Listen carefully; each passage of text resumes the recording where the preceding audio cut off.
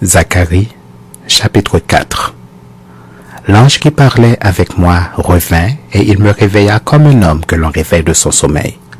Il me dit, « Que vois-tu » Je répondis, « Je regarde et voici, il y a un chandelier tout d'or surmonté d'un vase et portant 7 lampes, avec 7 conduits pour les lampes qui sont au sommet du chandelier.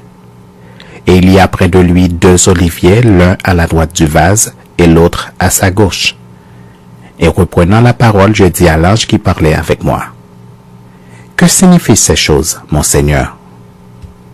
L'ange qui parlait avec moi me répondit, « Ne sais-tu pas ce que signifient ces choses ?»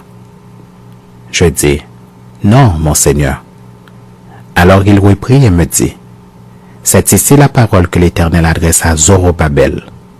Ce n'est ni par la puissance, ni par la force, mais c'est par mon esprit, dit l'Éternel des armées. Qui es-tu, grande montagne, devant Zorobabel? Tu seras aplani. Il posera la pierre principale au milieu des acclamations. Grâce, grâce pour elle. La parole de l'Éternel me fut adressée en ces mots. Les mains de Zorobabel ont fondé cette maison, et ses mains l'achèveront, et tu sauras que l'Éternel des armées m'a envoyé vers vous. Car ceux qui méprisaient le jour des faibles commencements se réjouiront en voyant le niveau dans la main de Zorobabel. Ces 7 sont les yeux de l'Éternel qui parcourent toute la terre. Je pris la parole et je lui dis, « Que signifient ces 2 oliviers à la droite du chandelier et à sa gauche ?»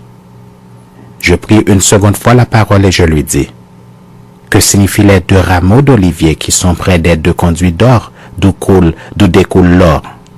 Il me répondit, « Ne sais-tu pas ce qu'ils signifient ?»